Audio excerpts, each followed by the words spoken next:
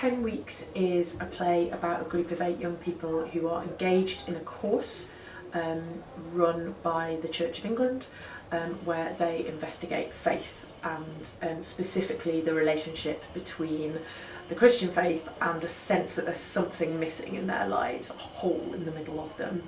And we meet them in week 1, week 5 and week 10, and it's about the various relationships and power plays within that group.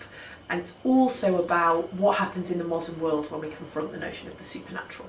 Elinor had the idea for 10 Weeks quite soon after being asked to do the play, and then the first thing we did was come and do a workshop, and originally there were 10 short scenes, and it was fantastically funny, and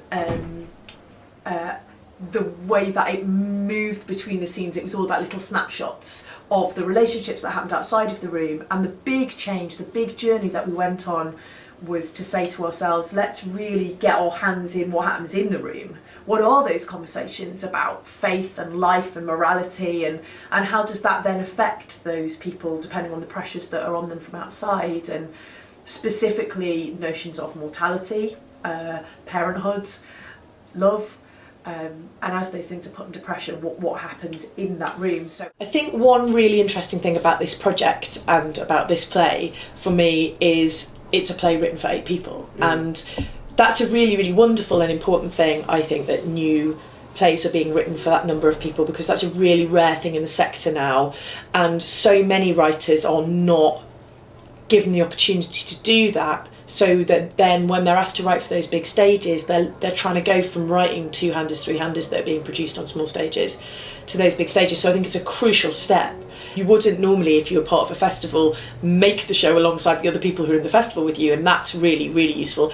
But also in terms of the other directors, so I'm paired with another director and we have the same team, which means in production meetings we're bouncing issues back and forth and trying to solve them between ourselves, and that's brilliant. And all 4 directors, we've been going for dinner and chats, and that's so useful. It's so rare for directors to have other directors around to talk to, so we've really been making the most of that. Plus, my cast are incredibly bright and incredibly talented. I mean, I feel really lucky to have them. They're a joy.